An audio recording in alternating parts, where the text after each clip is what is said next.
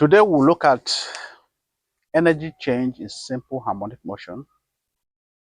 Simple harmonic motion has been discussed in our previous classes, and today emphasis will be on energy change. We know that energy is essential, it's physics, and when we're talking about energy, it has forms, and mechanical energy happens to be the form of energy.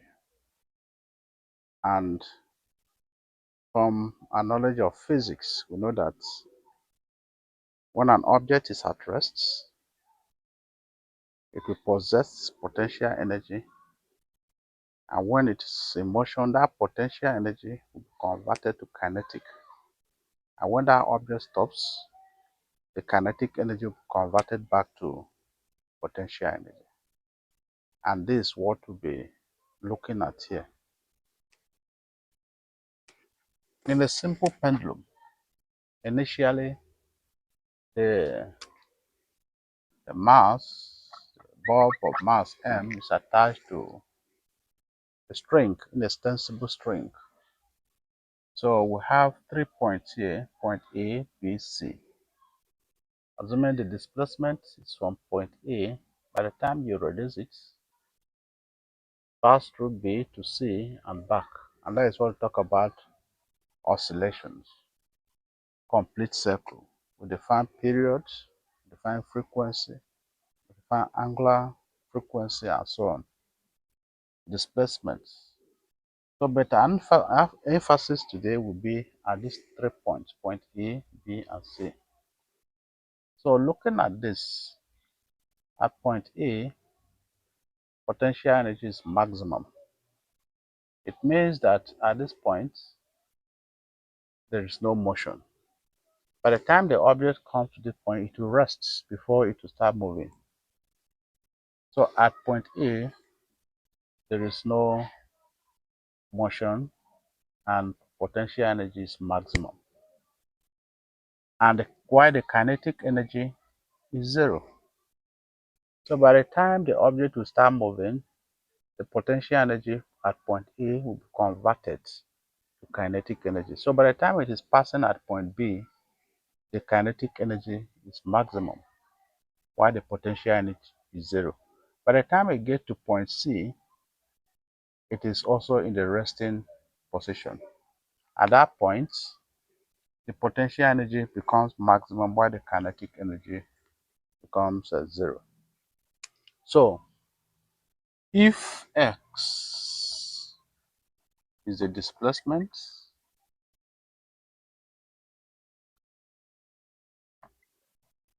then we define the velocity of the swinging pendulum to be equal to plus or minus omega square root of a square minus x square. We have derived this formula in one of our classes. If this is equation 1, recall that kinetic energy is given as half mv squared. If this is equation 2, so by the time you substitute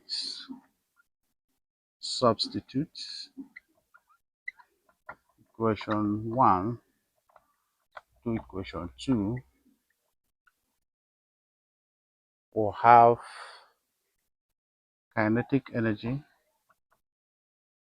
will become half m. We'll have omega square root of a square minus x square squared. So this is what it means, half m omega squared. If you square this, that means omega squared times a square minus x squared. Is that right? Let's break it down for clarity. We can write this as, because I know many students will ask, omega root a square minus x square omega root a square minus x square. So this is where we are. If you multiply omega by omega, we'll have omega square. Square root of a square minus x square times this will give us a square minus x square.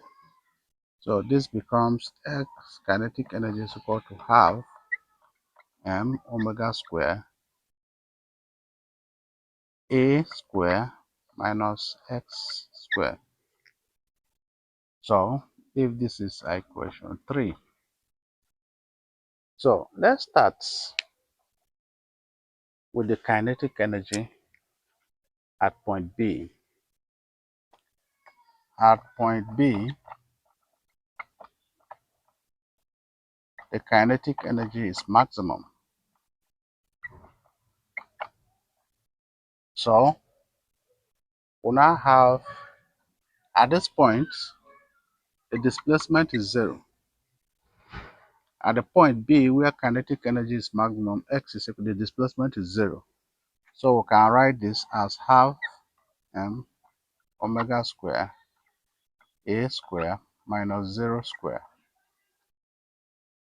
So by the time we evaluate that, we have kinetic energy maximum to be equal to half m omega square a square, and this will be our 4. So at point C,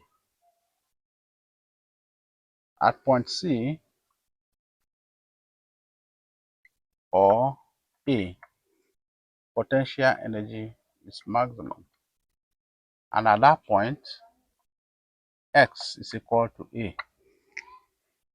The displacement is equal to the amplitude.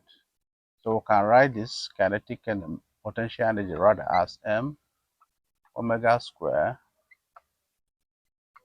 a square, or let's put it x square.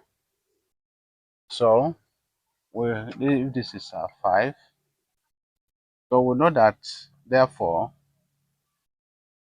total mechanical energy is equal to potential energy plus kinetic energy. So the potential energy is half m omega square x square plus half m omega square a square minus x square. So by the time you open the brackets, we have half m omega square x square plus half m omega square a square minus half m omega square x square. So by the time you collect like terms, this term and this term will go, and total mechanical energy becomes half m omega square a square. One would now be asking, what do you like deriving equations in physics? In one of our classes, I told you, I explained that physics is not about memorizing. By the time you know the basic principles in physics, deriving these equations, the applications become very easy. You don't need to memorize. Already you know the concept, you know the equation, you know when to apply them. And that is a beauty of physics. So with this, we can now calculate the total kinetic or the total mechanical energy. Sometimes students, when they ask them, list forms of energy, somebody will mention mechanical energy, kinetic energy, potential energy. No. This mechanical energy is a combination of potential and kinetic energy. So the total mechanical energy of a simple harmonic motion can be calculated using this formula. So in our next class, we'll look at how we can solve problem using this formula.